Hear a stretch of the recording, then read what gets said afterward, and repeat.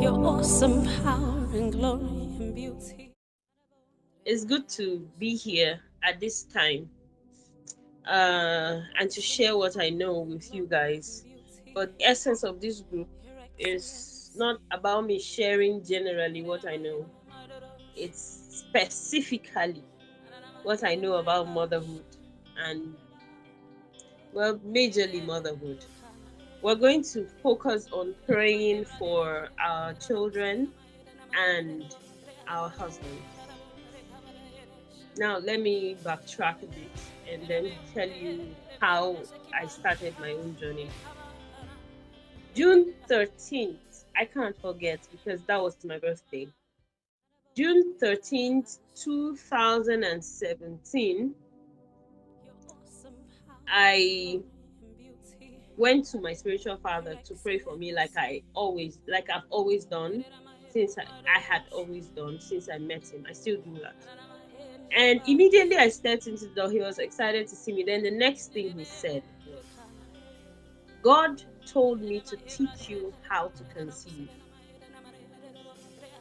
It was weird because, first of all, I was not even married. So why is this man teaching me how to conceive? This is supposed to be an exclusive for people who are already married, right? Well, that was my thought, but I said okay. And that was how my journey began. I learned from that day that being a mother, at least in my mind at the time, I learned I learned that being a mother is a conscious action that you begin before you become materially a mother. That was what I knew at the time. So what I did was I started making efforts in the direction to plan for my children that would come. I was not married. So, but that's basically what I want to share. That I told some of the ladies who are single here that my concern is even people who are not yet married, because I know that that's where the job is. Okay, now Grace just sent a message that she's been trying to join and it's not working. I don't understand. Can someone just write in the group how you joined the chat, how you joined the video chat? Can someone do that for us, please, quickly, so that Grace, I know she has been trying to join since we started.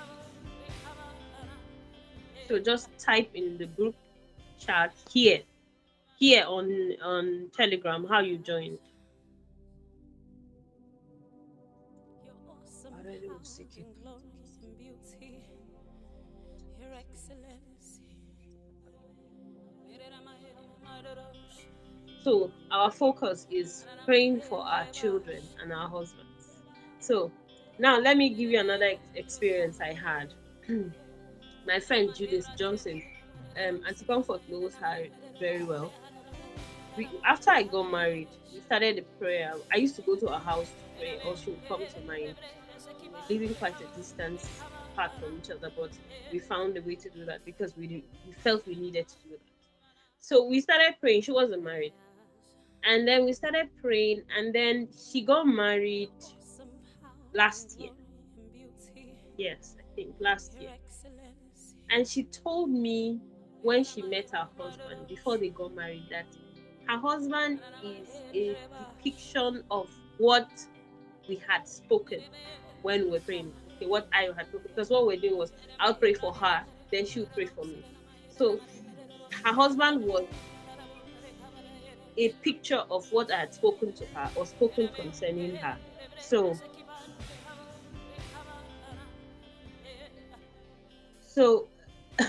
so so I'm telling you that life is conscious. I'm indirectly saying to you that life is conscious and we must live it consciously. So this is why we're here, to become conscious mothers.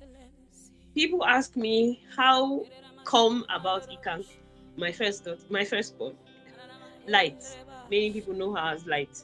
So people ask me how come about, how did you give birth to this kind of child? And I tell them she's a picture of every word I had spoken. including her complexion.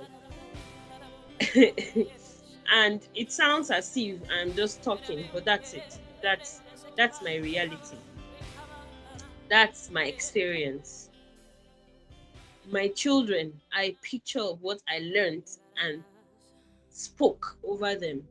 They are manifestation of words we spoke. My husband has an understanding of spiritual things. So we have been in this journey together. And then we have spoken over them. But I am telling you today that you are in the called place to speak over your children, to form, to mold, to nurture your children. So we are going to spend a lot of time learning about this, as much as I can say, and then praying, praying, praying, praying. This is the idea, the picture that I have about myself as a mother. I see myself as a watcher, someone who stays.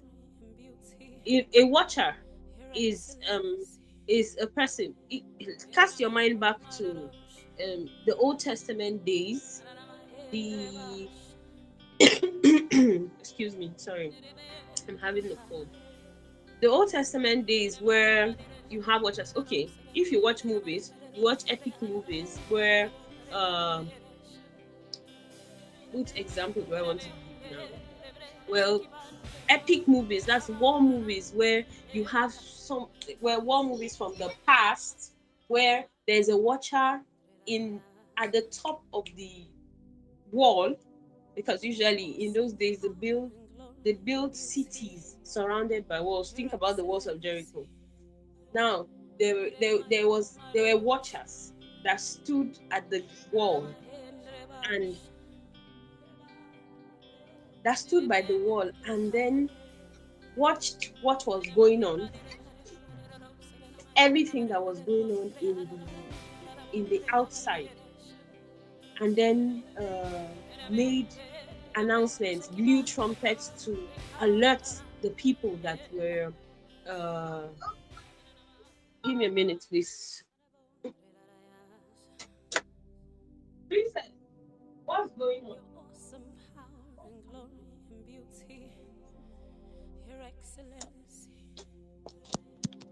Sorry. So they would be on the walls. They had somewhere they stayed at the wall, and they were seeing outside. They were seeing far, and then if there's any threat, they announce it to the people in the city. That's how you are as a mother. As a mother, that's how you are. So when I call myself mother, I'm putting my husband in the picture. That's why I pray for him. I hope my husband has my first baby. And that's how I pray for him. I'm sensitive to what goes on in his life, what goes on around. I pay attention to it so that I am able to speak. I'm able to declare, to form. He's my first baby. Then my children follow.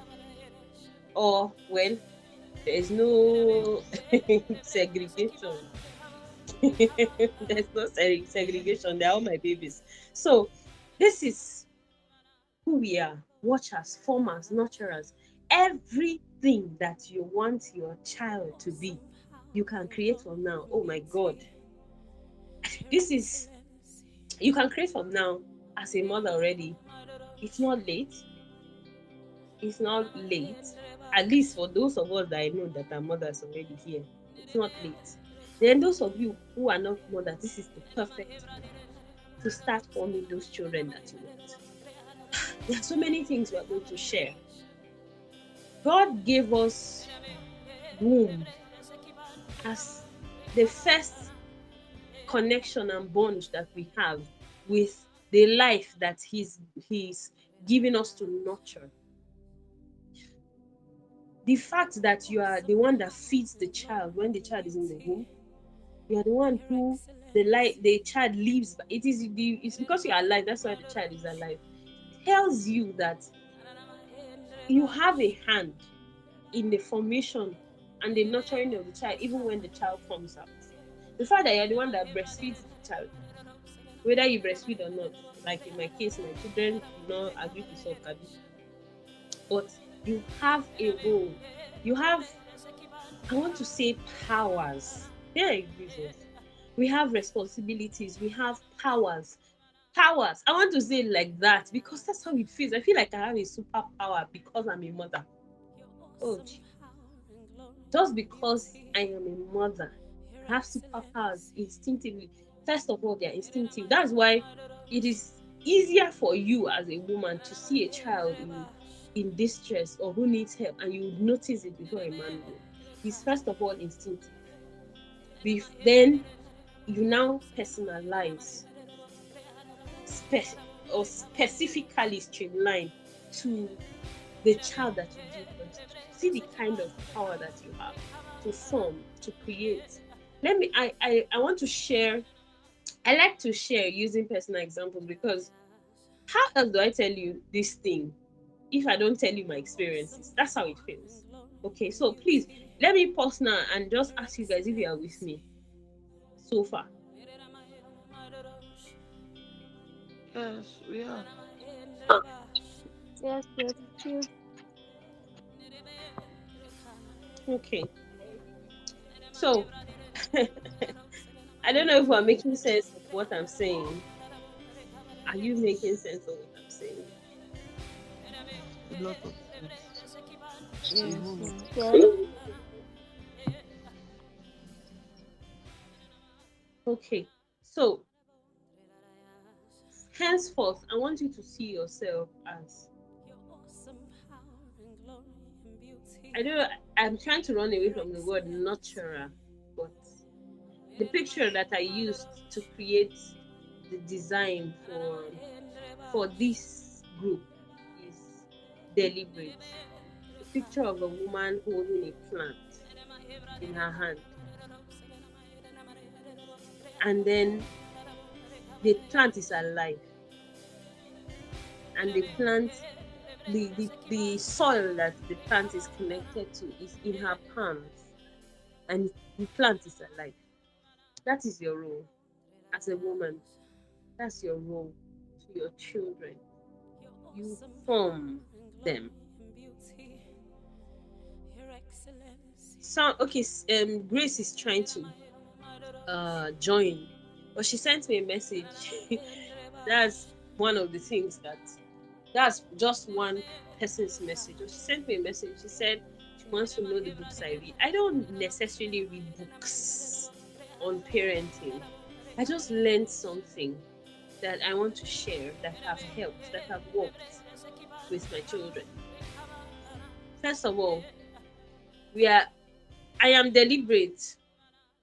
They are with me. I'm not sending them to school yet. We're not sending them to school yet because we believe that first of all, society is not the way it used to be. So morality is the fabrics of morality is gradually breaking, but we realize that we as parents can adjust them. We can adjust them, mold them, nurture them into what we want them to be, what we know that God expects them to be. See, I've heard parents say, I'm making a sacrifice to parent my child, especially mothers, because you're the one who is responsible for taking time to be with the child. In fact, if a child is bad, people call the mother, they don't call the father. So you hear women talk about sacrifice. You're not making sacrifices. I see it, I think it's a privilege that you are giving a life. A life. Today I learned something about the passage of the scripture that says Christ in me. Oh my God. Christ in me, the mystery, Christ in me. Christ in you. Well, Christ is in a God. Well, that what that means is that God is customized as you, through you, in you.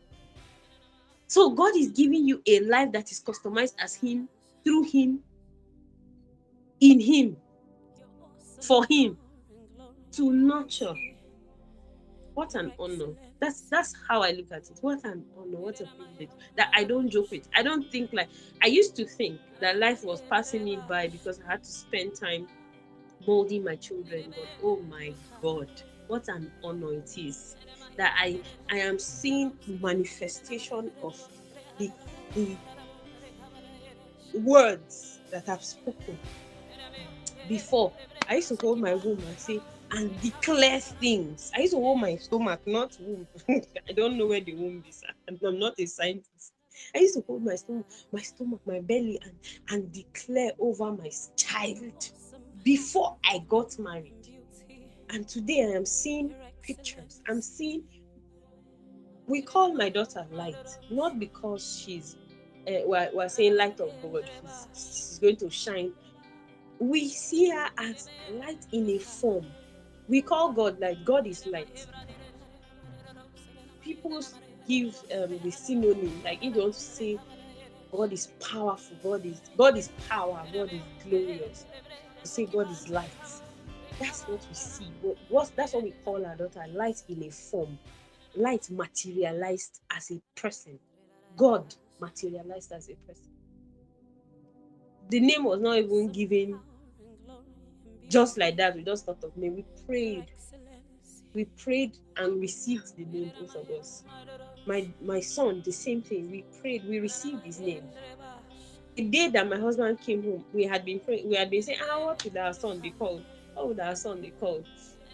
Then it just occurred. I just said, babe, why are we thinking about the name to give this child when each child has his own blueprint? We should ask God for the blueprint of this child and then know his name by that reason. So my husband came home one evening. Let me even tell you everything the way it was. I was in the toilet and my husband said, babe, what do you think of the name Psalm? PSALM.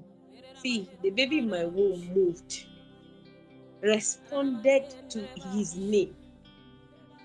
As I'm talking to you, I'm feeling my heart pulsate in recognition of how I felt. He resonated to the name as we spoke, like we spoke his name, and he answered. Few months down the line, I was close to delivery, and our spiritual father was preaching. Then he now said, this your child. He just described what we found Sam to mean.